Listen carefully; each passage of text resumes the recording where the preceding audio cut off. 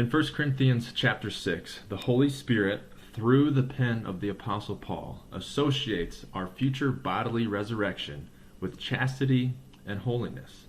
If we will experience a bodily resurrection, if our bodies are temples of the Holy Spirit, then God calls us to be holy, to be pure, to be chaste, to follow God's design for marriage. And John Calvin points this out in his chapter on resurrection when he writes this: "For how would it help to devote feet, hands, eyes, and tongue to God's service if they were not to share in its fruit and reward?" This Paul openly confirms in his own words: "The body is not for fornication, but for the Lord, and the Lord for the body. He who raised Christ will also raise us by his power." 1 Corinthians 6. Clear yet are the words that follow, that our bodies are the temples of the Holy Spirit and members of Christ. Meanwhile, we see that he associates the resurrection with chastity and holiness, just as a little later he extends the price of redemption to bodies. Now it would not accord with reason that Paul's body, in which he bore the marks of Christ, Galatians 6, and in which he greatly glorified Christ, should be deprived of the reward of the crown. So the scriptures are teaching us that if we devote our feet, our hands, our eyes, and our tongue to the Lord's service, then they must be pure and holy, because they will experience the reward of the bodily resurrection.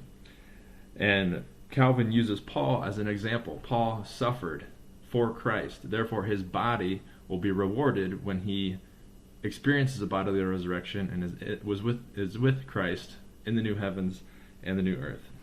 And we've talked about this in Anchor before, but being pure, going with God's design for marriage, is a difficult thing to do in today's society. We know from the scriptures and from what Jesus teaches us, God's design for marriage is first marriage, then you move in, and then you become one flesh. Where our American culture has totally broken that order and has corrupted it, where typically most people become one flesh first, then if things are going well, they move in, and then maybe eventually they get married. And when God's design is broken or perverted, that brings a lot of pain and suffering and misery. And I know a lot of people, and by the grace of God, Hannah and I did this. When you follow God's design, you experience a lot of joy and happiness, knowing that you're fulfilling God's design for marriage. But it's not just for people who are not married. Jesus says, if you look at a woman lustfully, you commit adultery in your heart. So there is a constant battle to fight, married or non-married, to stay holy for the Lord, to represent Christ in this world by how we treat each other, how we look at things, and what we think about.